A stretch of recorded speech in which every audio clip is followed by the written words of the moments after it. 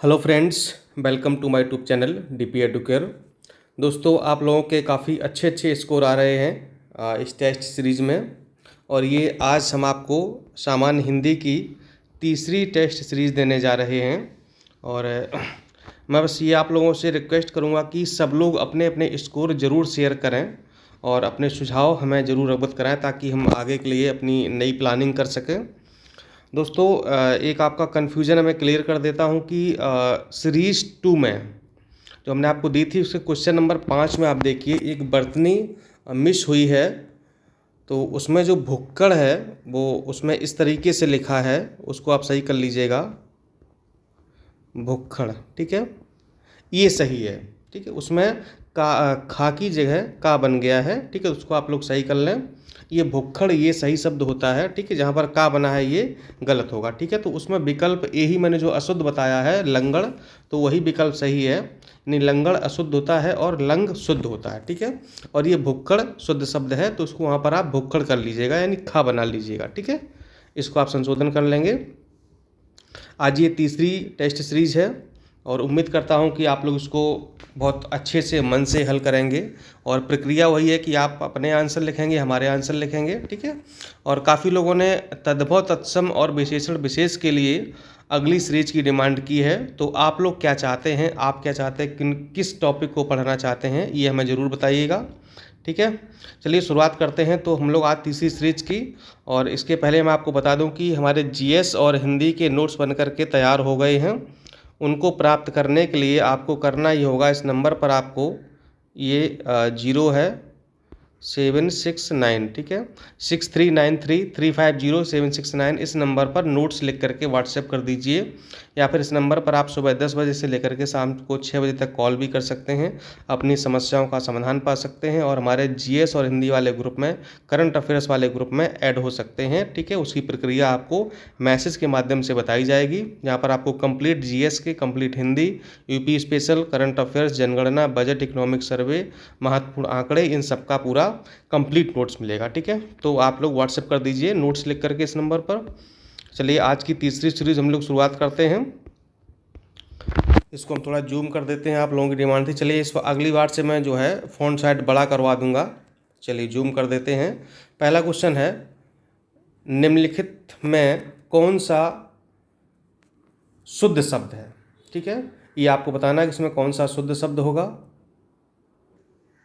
चलिए जल्दी से बताइए कि कौन सा आंसर इसमें सही होगा। विदुषी शब्द है, ये 4 तरीके से लिखा गया है और इसमें कौन सा शुद्ध लिखा है ये आपको बताना है।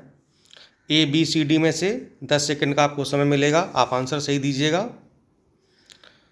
इसमें जो सही विकल्प होगा वो है ए, विदुषी, ये सही लिखा हुआ है। ठीक है, बाकी के विदुषी तीनों गलत लिखे हुए हैं। ठीक है, चलिए अगले प्रश्न पर आते हैं। क्वेश्चन नंबर 2, निम्नलिखित विकल्पों में से शुद्ध वर्तनी वाले शब्द का चयन कीजिए। शुद्ध वर्तनी वाले शब्द का चयन कीजिए। ठीक है, उपरोक्त, उपर्युक्त, उपर्युक्त या फिर उपर्युक्त। ठीक है, उपर्युक्त शब्द को आपको सही बताना है, कौन सा सही लिखा हुआ है।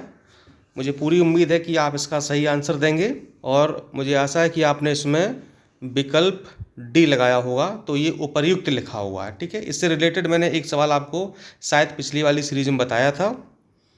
चलिए अगले क्वेश्चन पर आते हैं।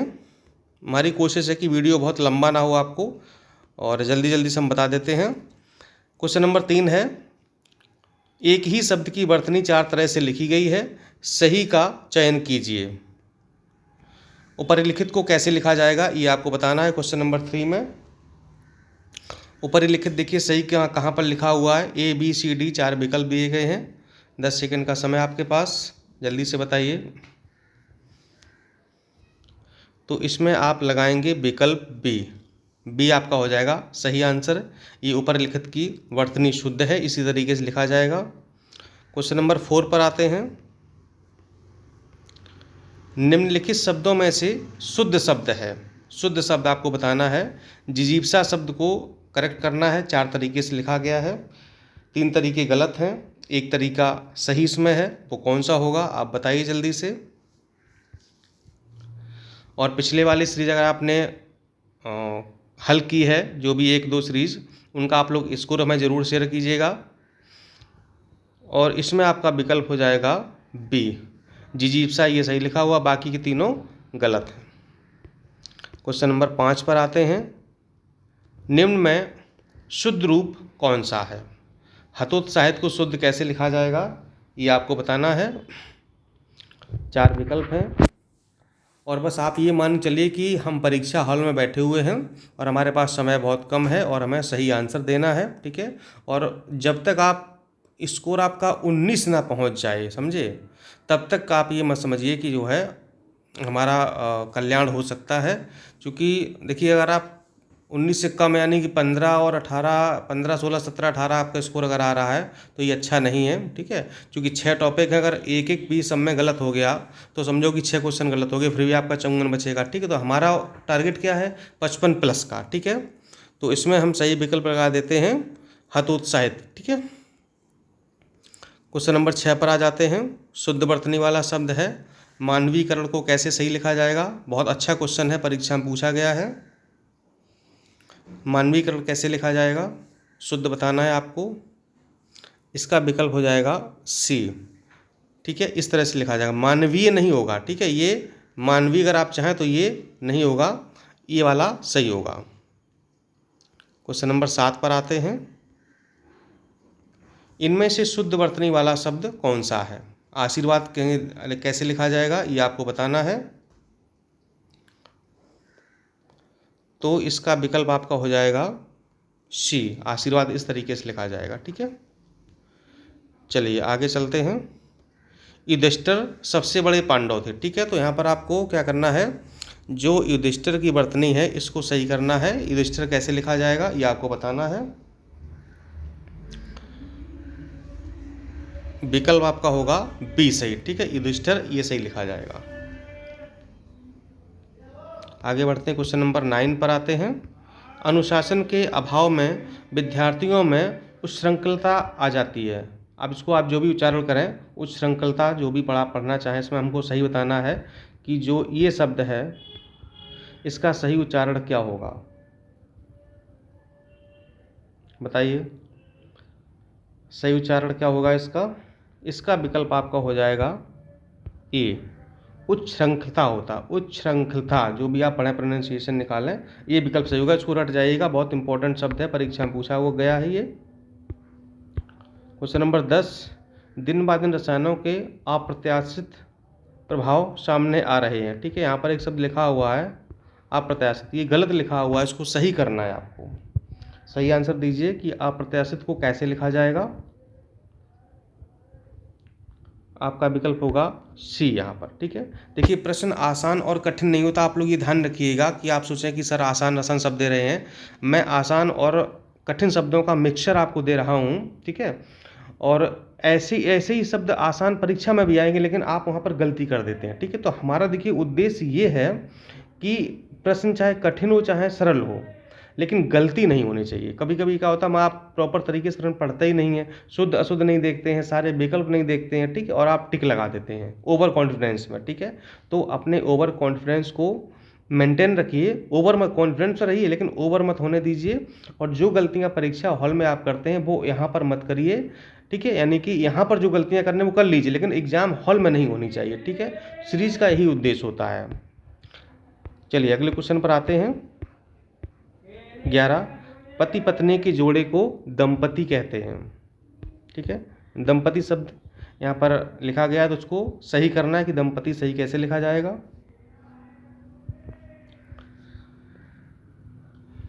इसका विकल्प आपको हो जाएगा डी, ये दंपति सही लिखा हुआ है, ठीक है। ये दंपति बिल्कुल सही लिखा है, बाकी तीनों गलत हैं। क्वेश्चन नंबर 12 पर आते हैं। वर्तनी के अनुसार शुद्ध शब्द का चयन कीजिए, ठीक है। पूजनीय को शुद्ध बताइए कैसे लिखा जाएगा। इसका विकल्प आपका हो जाएगा बी, ये पूजनीय सही लिखा हुआ, ठीक है। यहाँ पर आधा जा बिल्कुल नहीं बनेगा, ध्यान रखिएगा, ये नहीं होगा, आप सोचेंगे ये होगा, ठीक है। पूरा जा बनेगा और पूजनीय होगा। Next question number 13। कौन सी वर्तनी शुद्ध है, विशेष कैसे लिखा जाएगा। आप बिल्कुल सही आंसर देंगे, इसका मुझे पूरी उम्मीद है। और यहाँ पर आप टिक लगाएंगे ए, ठीक है, ये यहाँ पर बिल्कुल सही है। क्वेश्चन नंबर 14 पर आते हैं। शुद्ध वर्तनी का चयन कीजिए। प्रतिष्ठा को कैसे आप लिखेंगे? यहाँ पर लगाइए आप बी पर टिक। ये प्रतिष्ठा बिल्कुल सही लिखा हुआ है। शुद्ध वर्तनी का चयन कीजिए। मृत्युंजय को आपको सही लिखना है। कैसे लिखा जाएगा? थोड़ा सा कठिन शब्द है, लेकिन मुझे लगता है आप सही आंसर इसका जरूर देंगे। मृत्युंजय, ठीक है। मृत्युंजय मतलब होता है जो मृत्यु पर विजय प्राप्त कर ले, उसे मृत्युंजय कहते हैं, ठीक है। जिसने मृत्यु पर विजय प्राप्त कर ली हो उसे मृत्युंजय कहते हैं। विकल्प हो जाएगा यहाँ पर सी सही, मृत्युंजय लिखा हुआ है सही, ठीक है। यहाँ पर छोटी बिंदी मात्रा का बहुत ध्यान रखना होता है, चूँकि वर्तनी का मतलब ही होता है। अगर बिंदी भी नहीं है तब भी वो गलत माना जाएगा, है ना। क्वेश्चन नंबर 16, अस्पृश्यता को कैसे आप लिखेंगे? जल्दी से आंसर दीजिए, 10 सेकंड का समय आपके पास है। 16वें में अस्पृश्यता आपको बतानी है। यहाँ पर विकल्प आपका बी सही हो जाएगा, ये सही लिखा हुआ है। 17 पर आते हैं। शुद्ध वर्तनी का चयन कीजिए। परिणति कैसे लिखा जाएगा? आदि के लगभग जितने प्रश्न आ रहे हैं आपको शुद्ध वर्तनी बतानी है, और इसका आपको विकल्प हो जाएगा ये सही, ए वाला, ठीक है। परिणति लिखा जाता है। क्वेश्चन नंबर 18 पर आ जाते हैं। शुद्ध वर्तनी का चयन कीजिए। प्राक कथन कैसे लिखा जाएगा? ये जो आप बुक की स्टार्टिंग में लिखा होता है ना प्राक कथन, आपने देखा होगा, और इसका सही आंसर हो जाएगा ये प्राक कथन, ठीक। बाकी सभी गलत हैं। 19 में देख लेते हैं। शुद्ध वर्तनी का चयन कीजिए।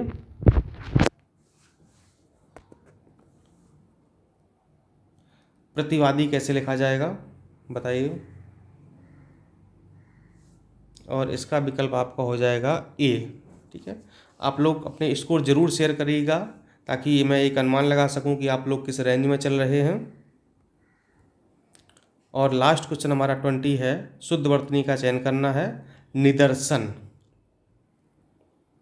निदर्शन कैसे लिखा जाएगा?